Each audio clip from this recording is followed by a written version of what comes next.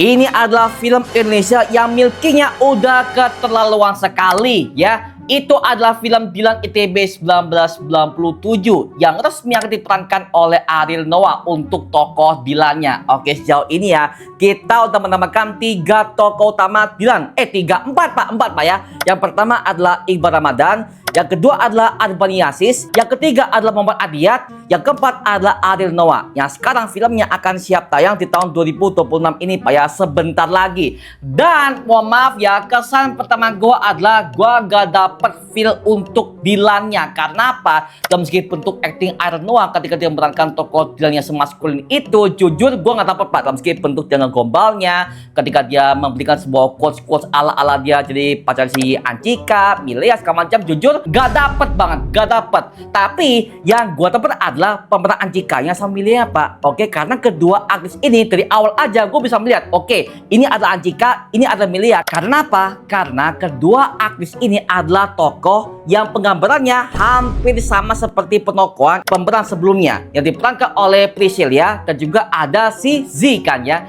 Jadi ketika versi dewasanya udah tampil ke film ini itu nggak patah men.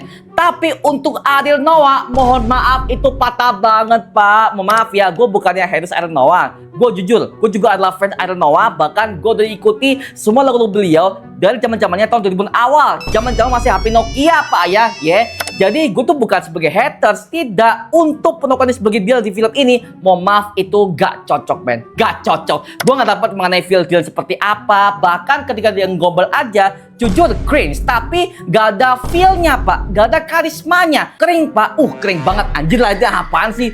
Jadi gue ketika lihat juga gue gak mendapatkan Dilan yang gue kenal di versi Iqbal Ramadan sama Arban Yasis. Dan juga ya lagi-lagi gak cocok men, gak cocok karena lagi-lagi pengembaraan si Ariel Noah sebagai tokoh Dilan terlalu serius dan juga gak ada tengil-tengilnya. Karena aduh, Ariel Noah ketuaan pak, astaga. Sedangkan Dilan di film ini adalah Dilan yang masih remaja, masih umur 27 pak, seumuran gua sekarang lagi. Ya ampun, ya nggak begitu juga dong. Tapi so far bagaimanakah opini kalian terkait mengenai trailernya Dilan ITB 97? Cocok nggak? Atau what?